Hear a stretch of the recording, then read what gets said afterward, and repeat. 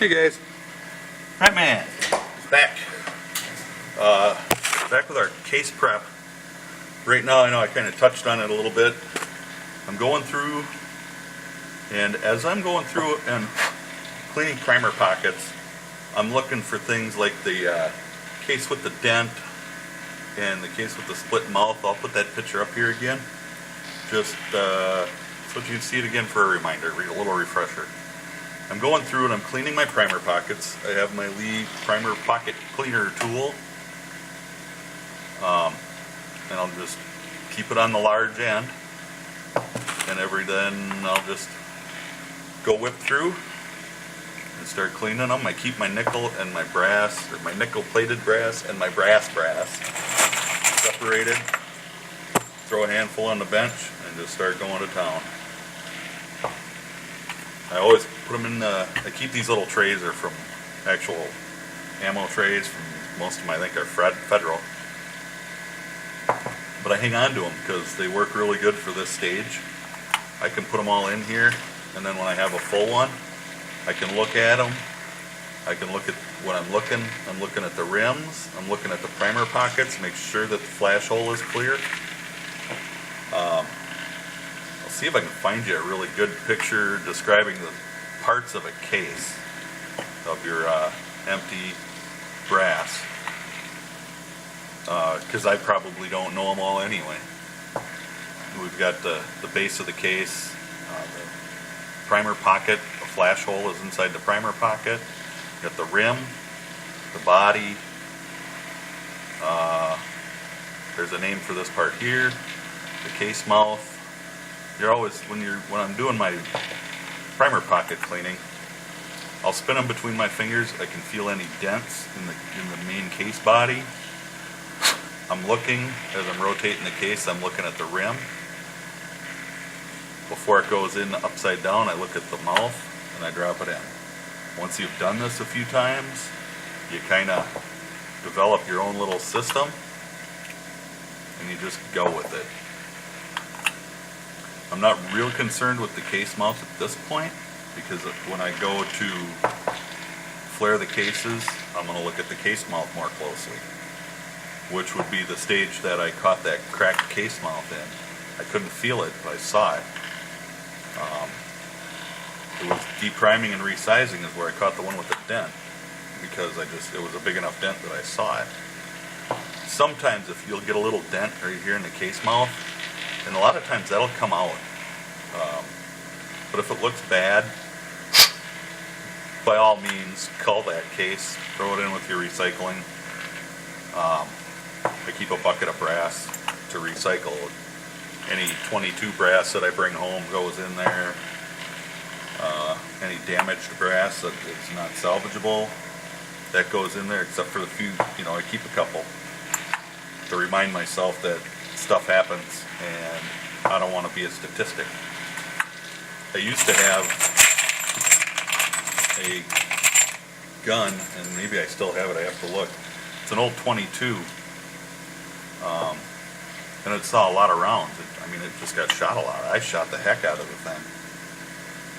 But it was a revolver, and it was not an expensive one by any means. It was given to me for free. Oops, that's brass. So I just it needed to be fixed. I fixed it and I shot it. And I shot it, and I shot it some more. With all high velocity 22 ammo, which is probably not the best idea for a cheap revolver like that. But anyway, I digress. Well, I'll show a picture of this too. It's a big dent right in the rim. Like I said, this is the time when I'm catching that, is when I'm cleaning primer pockets. So that will go with the other cases, and I'll show a picture of that as well. But that's the kind of stuff we're looking for. And we're culling that. We're not going to use it. It's going to get recycled. I use them as a point of reference. So I just keep a couple of them. I've had more than one split case mount. I had one in a 38 as well. And some of my brass has been fired, 6, 7, 8 times. People want to, Can you only do it once? No, you can keep shooting that stuff. So I shoot it and shoot it some more. So you can reuse your brass more than once. So don't let anybody tell you can only use it once, or that it's no good after it's been fired. It's just not true. If there was true, who would reload? But at the same time when I'm doing this, and I found one already that was a small primer, 45 ACP, and the big end won't fit in there. So you got to flip it over and use the small end, and I throw that aside. I keep my small and large primer separate. And I've got a few hundred pieces of small primer brass. Right now I got more large pistol primers than I do small pistols, so I'm going to use all small or large primer brass, or large primers this time. I think, I don't know, I've got a lot of, oops, that's nickel. I've got a lot of 9mm lead to load too. And this time I'm experimenting a little bit, so I'm going to experiment with some different charges along the way. And you'll get to see that. I got my lead perfect powder measure. I'll set that up. We're going to go through the steps of that. And I'm just going to try to make this series a little bit more of a step-by-step. And hopefully somebody can learn something. By no means am I an expert. By no means should you take my words as gospel.